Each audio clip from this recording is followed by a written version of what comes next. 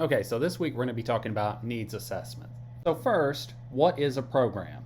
Well, a program is any set of related activities undertaken to achieve an intended outcome or any organized public health action. Program evaluation is a systematic way to improve and account for public health by involving procedures that are useful, feasible, ethical, and accurate. And it does this by using data to examine the effectiveness and efficiency of programs and, just as importantly, contributing to continuous program improvement, so quality improvement. Now, why don't we just rely on doctors to figure this all out? I mean, after all, aren't they the ones who are seeing the patients?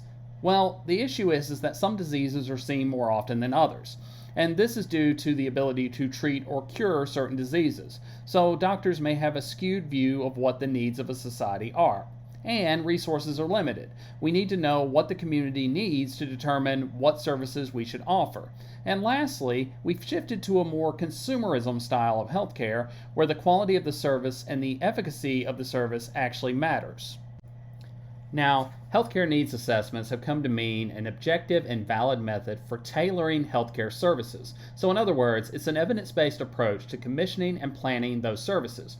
The purpose is to improve the health of the state of a population and determine the priorities for each community. These types of assessments are done at the state, the national, and even the more local level.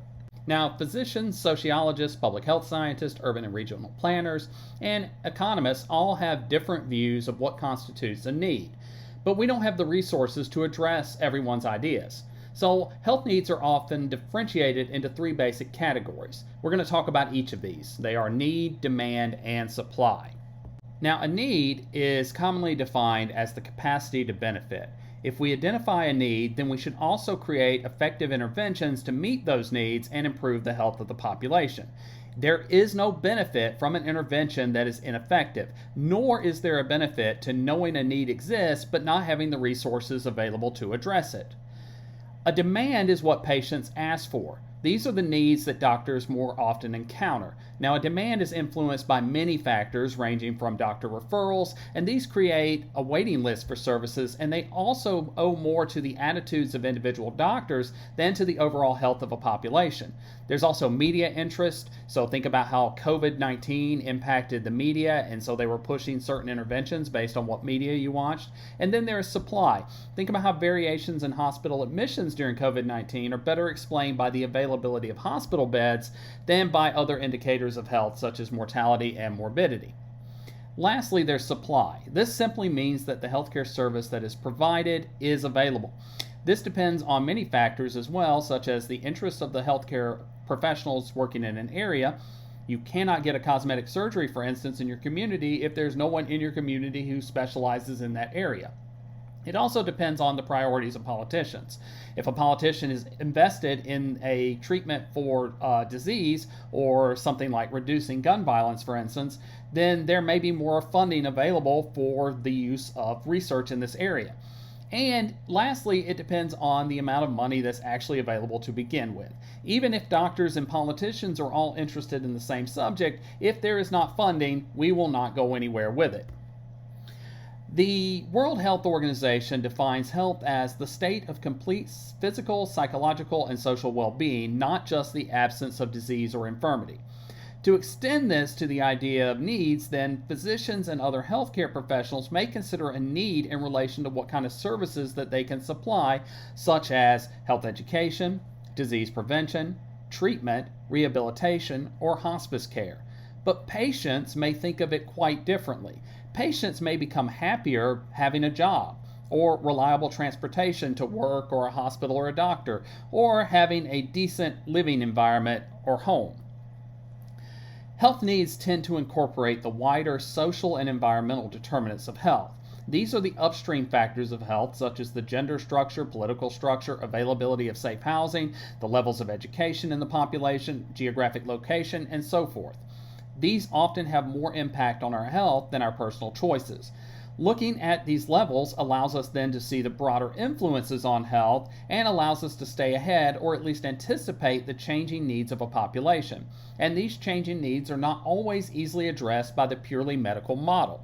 Now, health need assessments allow us the opportunity to describe the patterns of disease in the population and to try to tease out the differences between local populations and larger ones.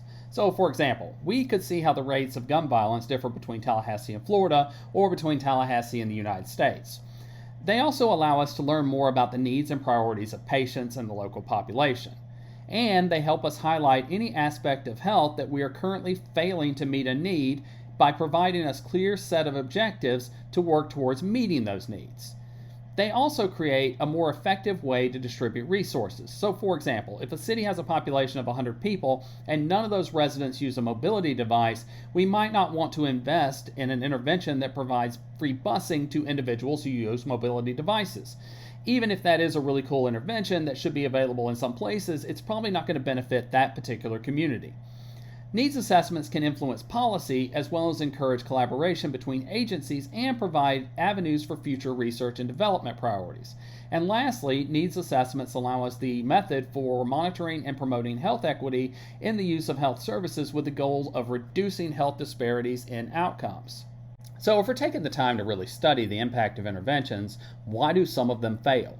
Well, some fail because the intervention requires a lot of education, and we haven't done a really good job of providing that education to caregivers or others in the community. Think about a needle exchange program. How does that work? Have we properly trained everyone, including social workers, law enforcement, physicians, nurses, etc., in how to handle this? What about the person that sits at the front desk of the hospital? Have they been made aware?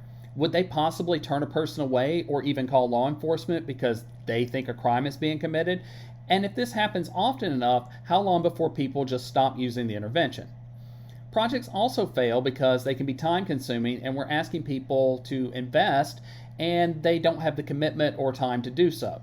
So if it requires a physician to make a detailed survey every single time that a patient meets with them, how long before they give up and stop doing this, especially if we don't allow anyone else to help with the survey?